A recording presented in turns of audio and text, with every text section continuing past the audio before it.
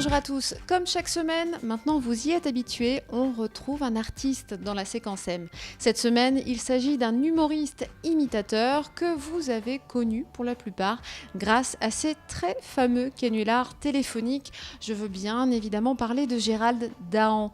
Il nous revient avec un tout nouveau spectacle qui s'intitule Président au pluriel, et on a pu le rencontrer lorsqu'il est passé par Mandelieu-la-Napoule lors du festival Les Royales du Rire il y a quelques semaines. Alors dans ce spectacle Président, vous vous doutez bien qu'il va s'agir de politique, d'actualité politique.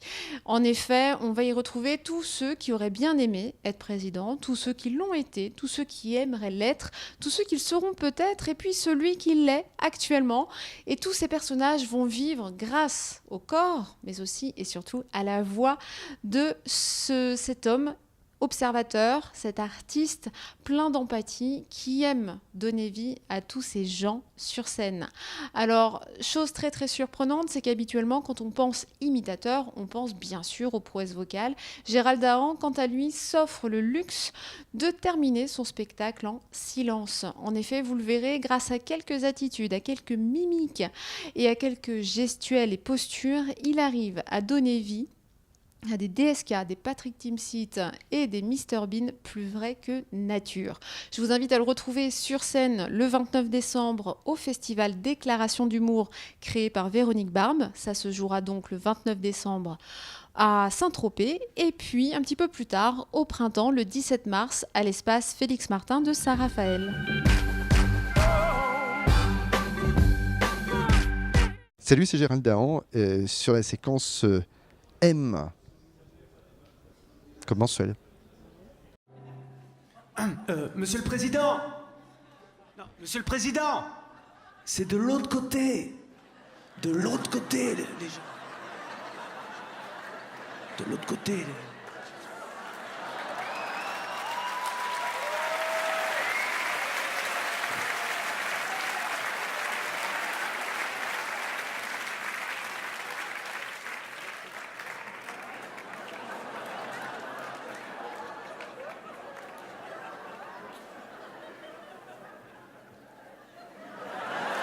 Les hommes politiques, les présidents et particulièrement les années d'élection présidentielle sont forcément des sujets très très inspirants parce que c'était un véritable feuilleton, on suit leurs aventures au quotidien et c'est eux qui font la vraie télé-réalité. On attend leurs dérapages, les visites officielles, tout ça. Enfin, bon, il y a à chaque fois des situations qui prêtent au décalage.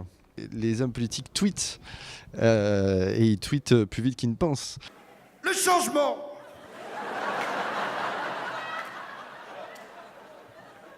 C'était du flot. Moi, président. C'est toujours moi. C'est vous. Je préfère vérifier. Aujourd'hui, on vote plus vraiment pour quelqu'un, on vote surtout contre quelqu'un. Donc on a des présidents un peu par dépit ou par défaut et on se retrouve avec des situations politiques tout à fait inattendues, mais maintenant ils font même de la cohabitation avant même qu'elle n'arrive et donc voilà, il faut suivre le rythme.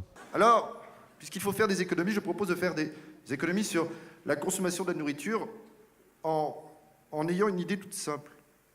Car j'ai réfléchi et j'ai réuni une grande cellule de crise à l'Élysée, en pleine nuit, avec tous les ministres qui n'étaient pas concernés. C'est comme ça que je fais.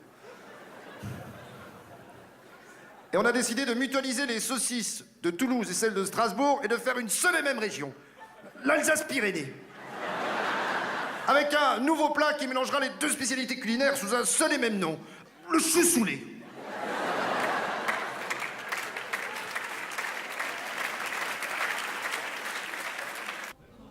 Alors ce spectacle-là a démarré juste avant la présidentielle, qu'il est encore oui, il est récent, il est d'actualité encore. Et il a sans cesse bougé. J'ai imité pendant les primaires des hommes politiques qu'il a fallu mettre dans un tiroir. J'avais commencé à bosser l'imitation de Fillon que j'ai fait sur scène. J'ai bossé, oui, j'ai fait Poutou, j'ai fait j'ai fait Valls, et puis alors voilà, c'est un défilé, c'est pas du tout le casting qu'on attendait au final. Donc bon, maintenant j'ai plus qu'à imiter Emmanuel Macron, Jean-Luc Mélenchon parce qu'il est toujours là, et puis Édouard Philippe. Alors c'est Édouard Philippe, j'ai pas encore été très inspiré parce que il parle peu, et quand il parle le matin et quand il parle le soir, il n'a plus la même voix. Donc c'est difficile de le cerner, ce garçon.